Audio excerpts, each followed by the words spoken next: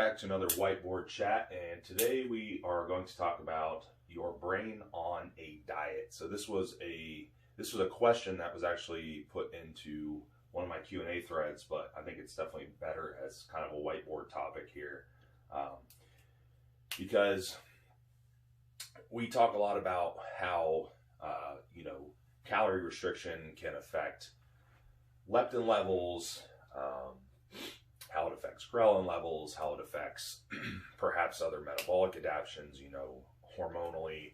So what actually happens to your brain on a diet? Now, I should preface this by saying this is more like what happens with your brain and the other neurotransmitter pathways that it's kind of tied into. So talking about like the hypothalamus, pituitary, adrenal axis type of pathway.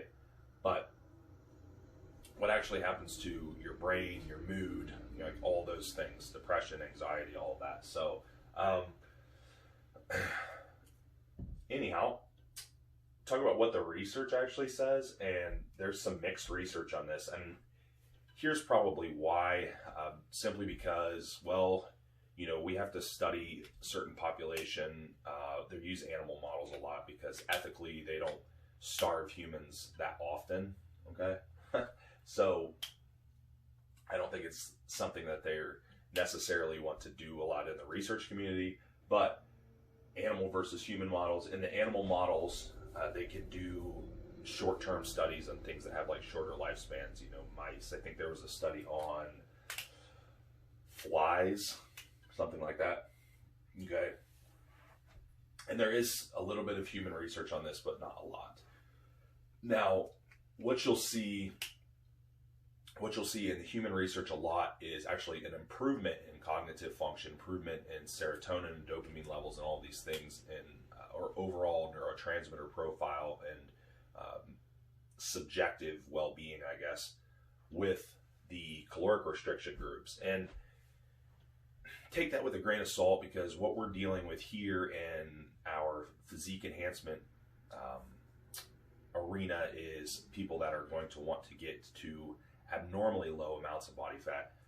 So for some more, for like Gen Pop folks that maybe just want to lose some weight, or they start off in a very like inflamed state when they start with perhaps GI issues, which we know majority of the serotonin activity is going to be in the gut. Those folks should probably see improvement in cognitive function, improvement in serotonin, dopamine profiles, improvement in adrenal profiles. So,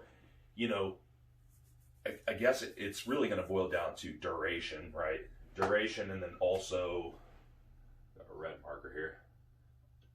Also, what do we want to call it?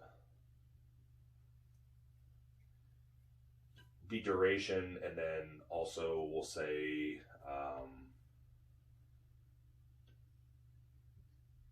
severity.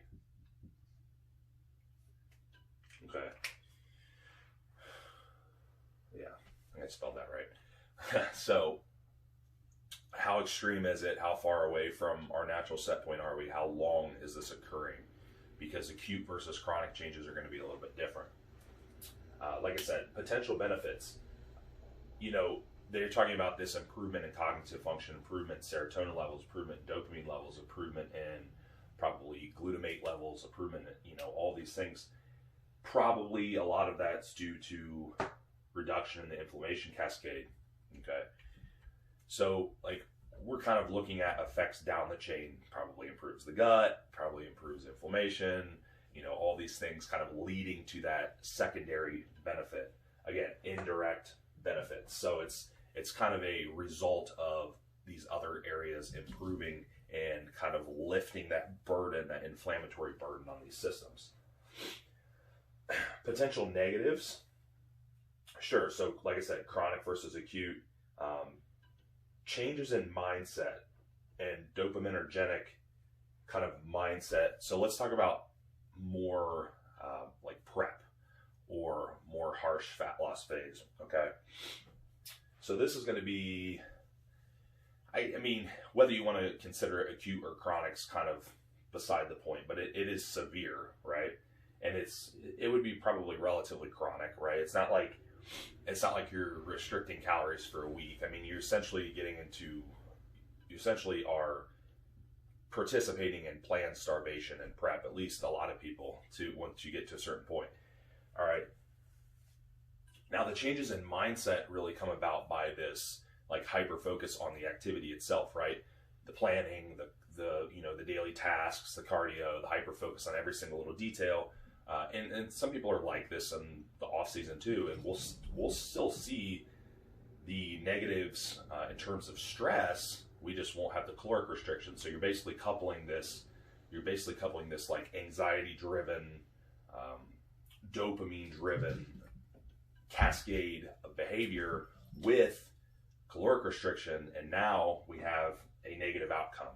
Okay, now we have depletion of these systems, perhaps, or at least an imbalance especially in this serotonin and dopamine system. So we can look at this little chart. This is probably going to look kind of small on the camera, but we'll have two stressors. We have a modest diet and we have a starvation. So let's say our starvation group is kind of is your prep group, or your, the people that really need to push hard in the prep group. Okay. Well, your modest group would have perhaps improvements or slight compensation in these systems to kind of just keep the balance. The body's equipped with mechanisms to, remain balanced, right? We know this. Now, your starvation group, alteration in your dopamine and serotonin systems and imbalance in these systems. And I could even add to that, and that's just those two neurotransmitters. But, you could even add like glutamate, for example. Some of the research shows that glutamate could actually be heightened in acute stress. Okay, so is that starvation? No, but the starvation is stressful to the body, right? And also the other things that we're doing, like the mindset, the behaviors, the actual habitual behaviors are stressful. And also, to a point, restricting food, we do have things like perhaps cortisol and adrenaline and things that could be released more chronically simply to maintain blood glucose levels, right? Maintain those serum glucose levels so you're not like passing out from hypoglycemia. So glutamate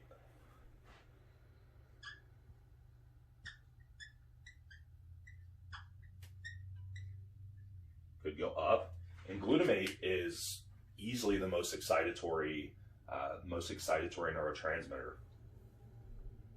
So I mean, you could see how this is kind of a bad cycle that we have going, in that we now have this dopaminergic driven behavior with stress that's perhaps, that would be the stress with, caloric restriction that's perhaps driving up some of this cortisol. Also glutamate going up perhaps from stress, serotonin going down. GABA as a neurotransmitter is one that would be kind of more of a balancing neurotransmitter, more of a calming, but it seems to be a little less affected, based on the research, by the stress and by the caloric restriction. Now, that's not to say that it's not going to move some. We can put that on there for good measure. We'll just say plus or minus. But my point is that we're shifting heavily towards this excitatory system. Now, what can also happen there is we kind of run out of resources or overtaxes that HPA axis, and we just can't keep up and eventually crash. So, I feel that a lot of people especially crash after prep is over. It's like unexplainable, just ill, like dead feeling, right? It can manifest, it can be depression, it could be just overall like lack of motivation to do anything. And this is really because this dopamine pathway has now crashed, right? and we're really imbalanced. We're just depleted. We're in a depleted state. Our neurotransmitter function is depleted. And what I'm talking about here is really just, this is really just like based on production or lack of production of these neurotransmitters. What we're not even talking about and also factors in is metabolism of these things. So, how we actually metabolize and excrete these things or recycle. So, really affecting this whole system, which again could lead to huge imbalances in mood. And then we also have like direct acute effects here too, right? So serotonin goes up, hunger goes down. The serotonin release could be also from eating, so hunger goes down. But serotonin could be considered kind of an appetite suppressing, balancing type of neurotransmitter. Dopamine, pretty much the opposite. Like I said, there can be GABA depletion, norepinephrine, and adrenaline can go up a lot of the time when we have these behaviors and this starvation, okay? Because again, our body is going to try to compensate. So if you're starving it long enough and it needs to continue to perform because you have these high demands on it, then it's going to really shift towards that excitatory pathway. And then that's where you end up with this anxiety or all these other things that can go on, like the tired and wired feeling, right? So what can we do about this? Well, the caloric restriction part is kind of hard to avoid in some cases, but the habitual things you can perhaps improve, right? I mean, I think having good habits in play before prep and not making some like harsh transition into prep and doing all kinds of things you weren't doing. I mean, I think if you just have most of the habits in play in a sensible amount in your off season and your growth phases and all this stuff it's not a hard transition. You don't have to kind of shift your mindset drastically, right? You already have your sleep and wake time set. You already have your gym schedule set. You already have, really the only thing that you're changing is perhaps like the amount of food that you're eating, right? Really change anything else. Cardio can be changed over time, right? But it's not like you start prep and then all of a sudden, 20 weeks out or 16 weeks out that you are doing an hour cardio plus every day and eating super low calories. Like that's not how it starts. It's gradual. So it shouldn't really be a hard transition. You can avoid shifting these systems too hard by having those things already in place. Also, supplementation. I mean, you can definitely kind of shift your supplementation to support these neurotransmitter function. That's why I like Morphogen, Morphicom for this type of thing. It will definitely help balance this system. It's really, and it's going to help. It's going to help even in a caloric surplus when these systems are off due to stress, but even more so when we also are adding caloric restriction to that equation. So you can use things like that, similar ingredients. Don't caffeine yourself to death. That's always helpful.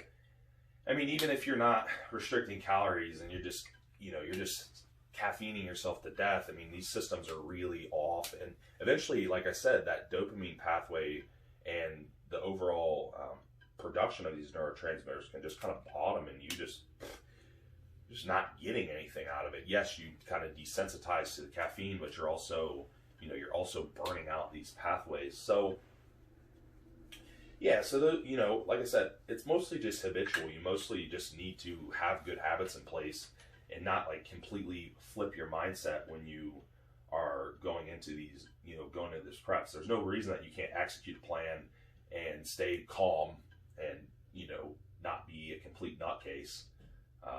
Because frankly, you're going to look better that way. That's the point. Like the point is to yield a cosmetic result. Like it doesn't matter how neurotic you are. If you are too stressed, your body looks worse. So keep that in mind. I hope that kind of explains what your brain might look like on a diet and how some of these systems might shift from the stress of a extreme caloric deprivation, I guess, and also the stress of some of these behavioral changes. So I hope that helps.